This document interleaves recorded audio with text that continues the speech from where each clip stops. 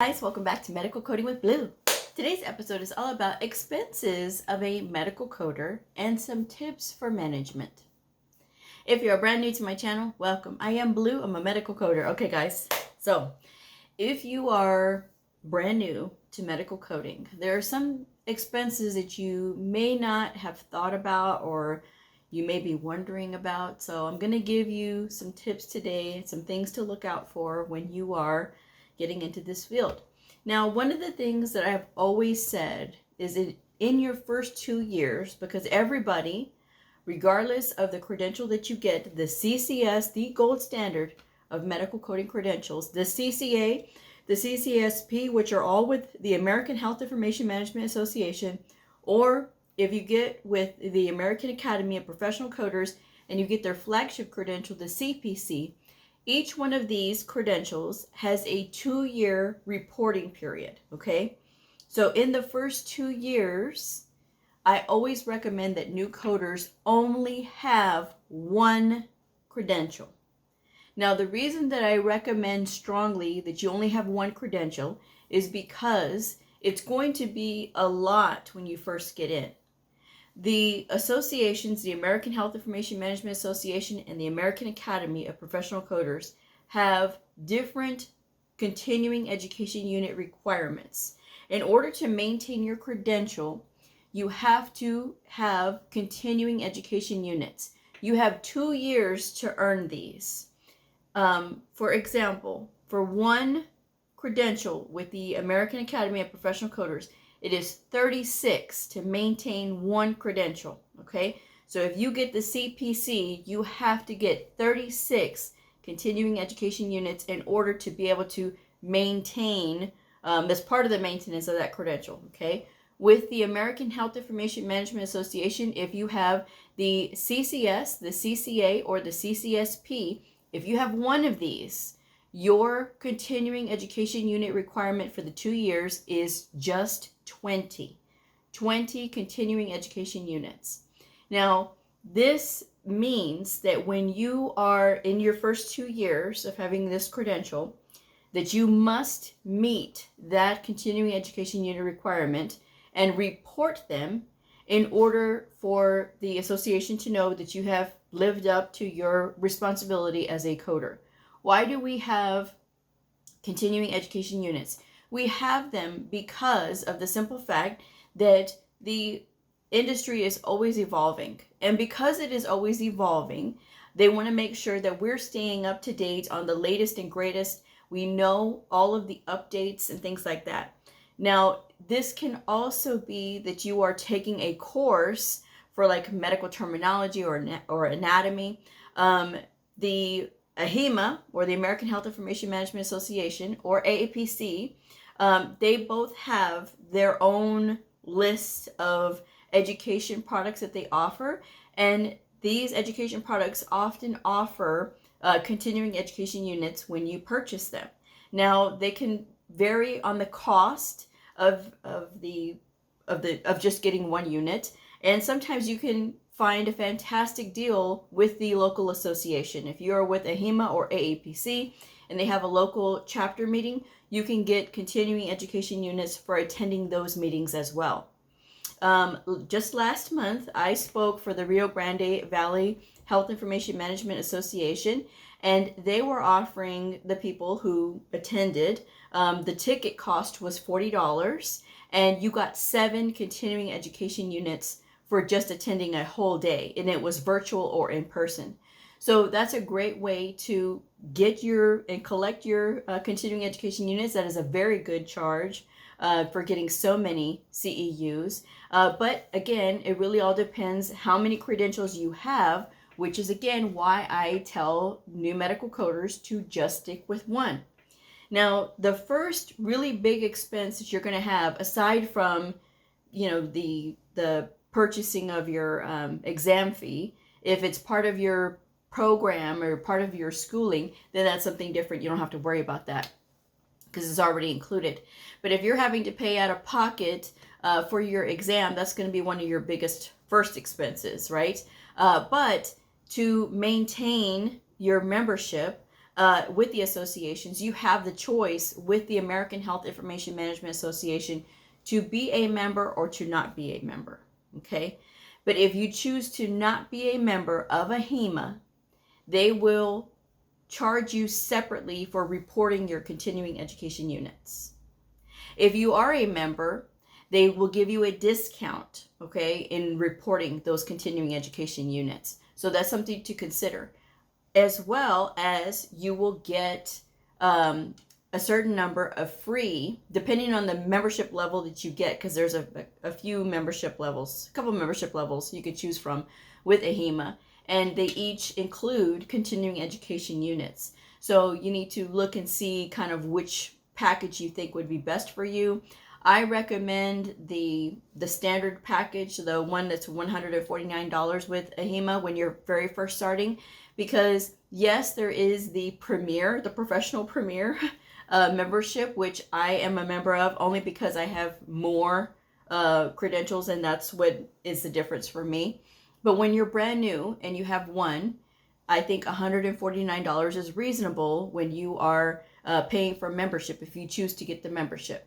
Now with AAPC, the membership for 1 year is $222 per year, okay? And with AAPC, it is a requirement of having a credential with them that you do maintain your membership with them. They do not give you a choice. You have to be a member. If you are not a member, they will revoke your credential, okay? Now, if you need additional time to pay, I've seen all over the internet where you can call them and you can get an extension, but of course, I'm sure there's a fee for that, okay? But it is $222 per year, regardless of whether you have a job in medical coding yet or not. They do require it in order to be able to maintain your credential, okay? That's part of the maintenance for your credential. Now with AAPC, for just to maintain the continuing education units, for them, it's again $36. And so they do give you continuing education units with your membership, and you do have to go through and listen to the seminars or go through the quizzes and work through those and that kind of thing. So you have to earn them in order to be able to report them. So it's very important that you pay very close attention to what you're doing in the first 2 years so that you can kind of get a grip on what you're doing. Now, there's a lot of schools that will push new medical coders to get multiple credentials in the first year. Not even alone the first 2 years, but the first year, they will push you, say, oh, you need to be certified through both associations, and you need to do this because having more credentials is going to get you hired faster. You can get hired fast with just having one credential. And you can pick either association, the American Health Information Management Association or the American Academy of Professional Coders. You can pick either one of these, but you got to stick with one certification for the first 2 years. That is my strongest recommendation, because if you're adding on these additional credentials, some of these additional credentials, especially with the American Academy of Professional Coders, require specific CEUs that come from specific vendors. So these specific vendors can charge you whatever they want to. Case in point, the CPMA, right? Certified Professional Medical Auditor, right? And with this, there's been a lot of people who have a CPCA, which is the brand new, just starting medical coding certification for AAPC. And with this CPCA, I will have plenty of people that will come to me and say, Blue, my teacher told me I need to get the CPMA, and I'm studying for it right now, and I'm so excited to get it. And I said, what are you going to do with it? And they go, well, I don't know. My teacher just said for me to get it. Okay, so you're getting a credential that you have no idea what it is and what to do with it. And what do you know about auditing? First of all, what do you know about auditing if you've never been audited? I always say you cannot audit if you've never been audited. No one will take you seriously if you've never been audited and you're sitting here with a CPMA credential trying to say that, yes, you know all of this stuff. There's no experience requirement to get it, okay? And people just think that it's so important to wrap up, all these additional credentials when one credential will get you your first job and get you into the field. And before you start investing all of this money, you want to make sure that this is something that you actually want to continue pursuing, because sometimes people get through the whole school, they get their certification, they get into a job, and they absolutely hate it. And they say, medical coding is not for me. Well, I would look at their experience and what they're doing and what was really driving them in the first place before making that determination. But that's just me. That is just me. But that's why I say, let's keep it simple. For the first 2 years, when you're brand new, get one certification. If it's part of your program that you get 2 credentials and then you want to sit for both of them, by all means, you go right ahead. But I'm talking to those who have a choice, who have the decision where they can get one, or they were thinking that they needed to get 2 because somebody was telling them that they needed to get 2. I'm here to tell you, as somebody who is not selling a program, not pushing credentials, I am telling you, as somebody who's been in the industry for 17 years now, that I'm telling you all, you do not need to feel that pressure to get all these credentials, because if you do not have the experience to back up these credentials, that makes no sense. It will not get you hired faster. It will not get you noticed much more quickly. If I am a hiring manager and I see somebody with a CPCA and I see them with a bunch of credentials after their name, that's not the person I'm going to hire. I will not hire that person. Why? Because all of this says that you racking up credentials is that you have taken multiple choice tests, that you've been paying to take tests, and you're trying to look impressive, and you're trying to make it look like you have all of this knowledge. When a lot of times people who have a bunch of these credentials, you put them in front of an assessment test, they can't pass, or they don't pass with as high a score as they should have, really, if they had the experience to back up those additional credentials.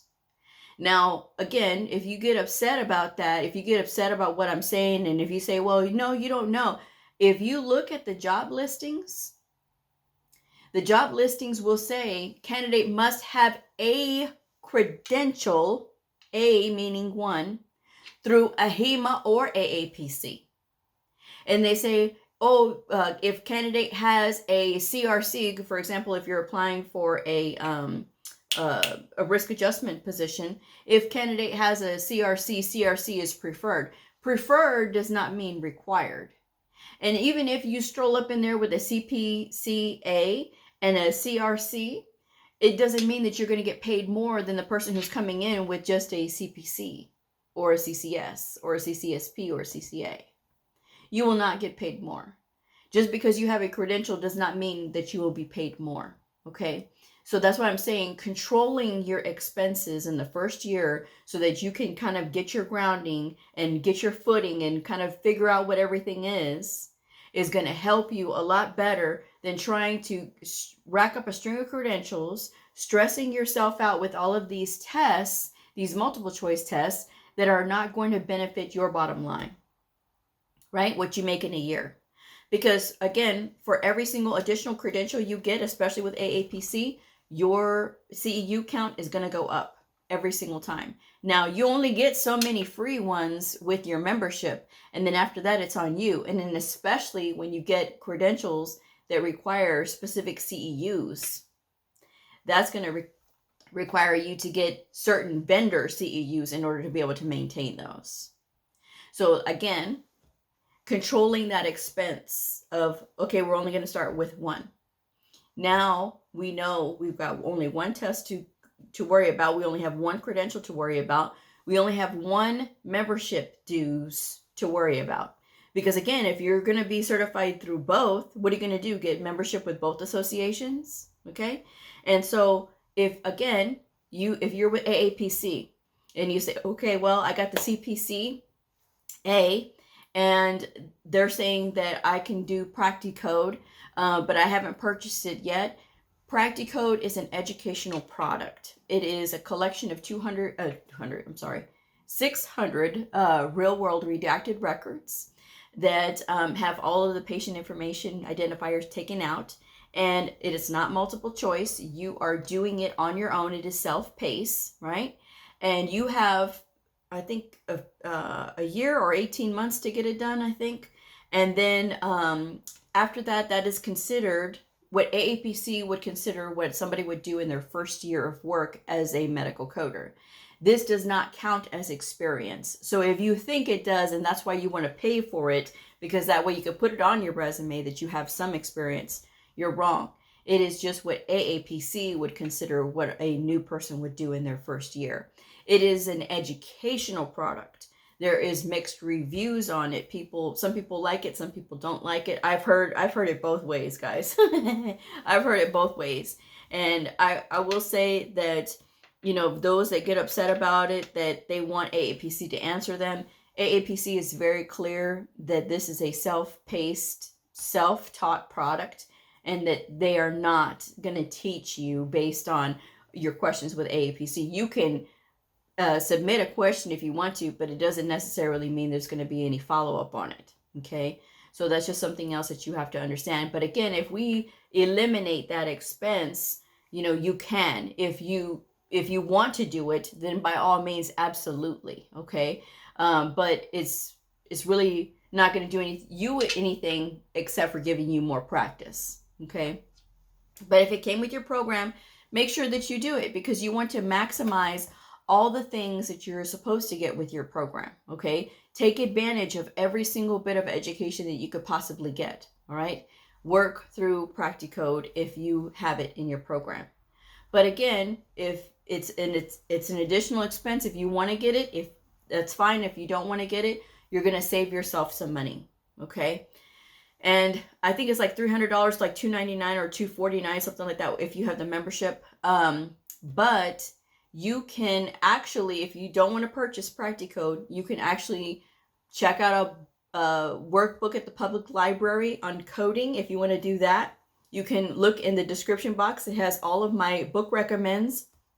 There's two that I recommend for learning coding, which is the ICD-10-CM and ICD-10-PCS Coding Handbook with the Answers by Nelly Leon Chezin. And then, of course, there's the CPC Study Guide.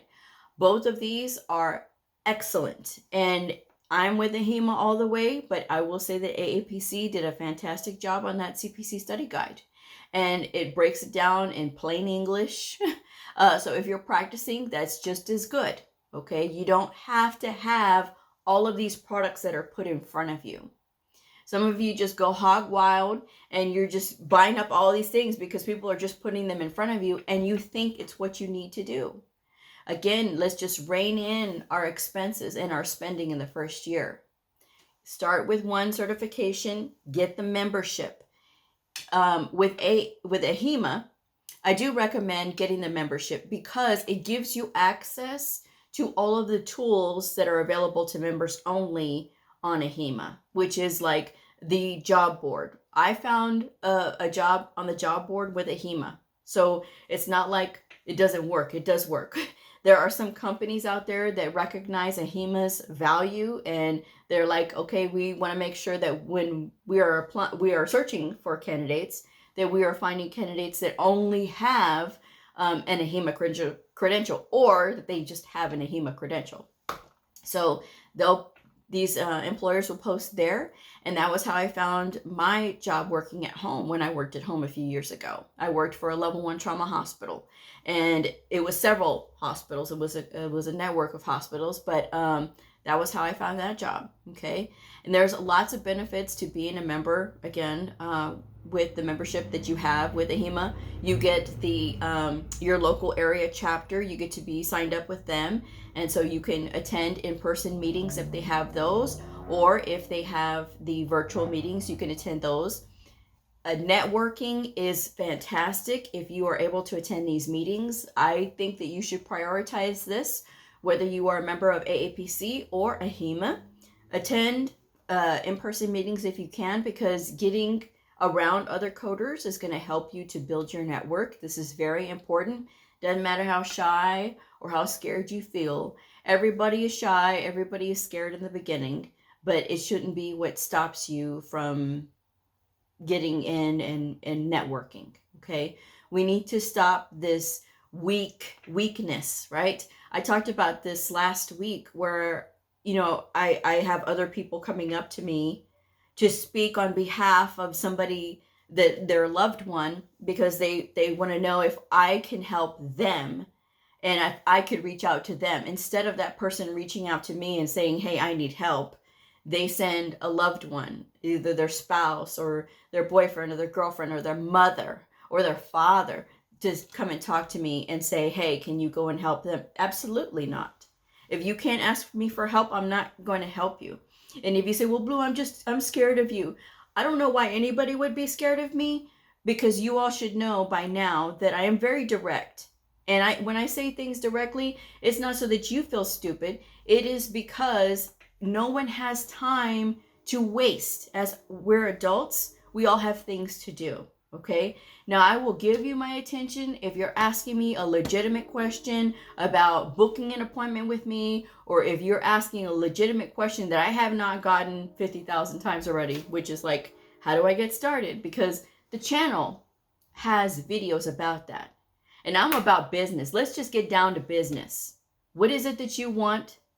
And what is it that we can talk about here? Okay. So again, getting that practice in and doing those types of things and those activities is really going to help you. But again, if you're going to come up to me, you better come up to me ready with your question. Just be ready with your question. That's all I ask. Because again, no one has time to waste. Because if you allow people to waste your time, they will waste your time. I've had many people attempt to do this to me, and I will not tolerate it. I will not. So again, I'm happy to help people. I've had many people that says, my husband found you, Blue, and told me I need to come over here and talk to you. And he was right. Your videos are fantastic. And that's fine. That's fine. If somebody says, hey, go check this lady out because, she's real helpful. She's got all these resources. That's okay, because you made the effort, not somebody else coming and speaking for you. But again, another episode for another time. And I'm not scary. Okay. Just when you come to me, just get to the point. Okay. That's all I ask. But like I said, controlling those expenses in the first year is really going to be where it's at. A lot of people, again, think that you need to invest all of this money and purchase all of these exam prep courses and things. No, absolutely not. There's no amount of money that could be spent on these prep courses that's going to help you if you have not been putting in the study time. If you are not making that time a priority to study, to go over your workbooks, to practice and practice and practice and practice, attending somebody's seminar on how to take the test, or ideas to pass, or process of elimination tactics, that is not going to help you. Process of elimination, well, you may think, well, no, that'll help me to pass the test. When it's really going to show is when you're out there and you're trying to apply for jobs, and then you get an assessment test and you can't pass because you cheated your way through passing a test using all process of elimination. If you are relying heavily on process of elimination to get you through the test, you should not take the test. You should only take the test because the test is supposed to show your competency. That's what the test is supposed to be for. Okay. But with all of that said, okay, I'm doing this for myself too. So I made these trackers, okay, and you can see I already started mine. But these trackers, like savings trackers, those savings challenges, what I did, because my membership is due in October, okay, but what I started to do is say, so I'm going to go ahead and put the money aside so that way I can have it ready for when I have to pay my membership dues. Okay, so I've been doing these special ones, okay, and I did one for AAPC as well, the $222. So every time you put away $5 or the $2 or the $10, you can put that money away. You don't have to put physical money aside. You can put it through your bank. If you have another account, like a savings account, you can be squirreling that money into that savings account so that when it comes time for you to pay for your membership dues, you're not scrambling at the last minute to pay for membership dues, okay? And it makes it fun. It's a little thing that you could fill out. I did these. You can make your own. You can make your own if you want to. You don't have to go through all of this, but I made some. If you're interested in purchasing any of these, it's in the description box below, all the contact information for it. Just let me know which one you want. There's also study trackers in there too as well, because I've been watching these videos about like saving money and getting smarter with money and things, and that's a fantastic way to learn to budget your money so that stuff is not coming up at the last minute. Because especially, you know, when I very first started and I was going through all of my own personal things, again, you know, I had gone through a divorce and I had lost my mom. So I was going through a lot and money was very tight. And I lived paycheck to paycheck. I know what that is. And there was a couple of years that I could not afford a NAHIMA membership because I could not afford the dues. And then I would wait until tax time and I would immediately, that would be like one of the first things that I would get when I got my return was to pay for my membership so I didn't have to worry about it. You know, and so now it's just like a matter of, okay, I'm going to make sure that I budget. You know, I'm going to put money aside. For me, my membership now is due in October. So I want to finish this by September. I have my completed date here. And so that's what I do. Every time I have a few extra dollars, I will put it aside and bubble in, you know, exactly where I need to be. And then when the whole thing is filled up, that's when I'll renew my membership again. But that's going to help me to stay on track and make sure that I have those monies put aside. Now, I also did one, if you are interested in attending this year's conference for AHIMA. It's going to be in Minneapolis, Minnesota this year, October the 12th through the 14th. So if you're interested, okay, I made the tracker for $900 savings, right, for your ticket. It's like going to be like 800 and something because during the summertime they have the early bird, but I made it as 900 just to make it even because that way people saved the money that they needed to save. So if you're interested in doing that and challenging yourself to set money aside, because that's part of the thing too, is where people will say, well, Blue, I can't afford to do all of these things. If you are budgeting it and if you are making it a priority, you can make anything possible. Okay, you can make anything possible. And especially if you're in the Minneapolis, Minnesota area and you want to attend and that's something that you want to do, or if you are really lucky and you have the student membership with the HEMA, you get a really good deal. But you got to be in an approved program for that. You know, I have never been that lucky to get a ticket that cheap. But, you know, I'm just saying, you know, it's worth it, you know.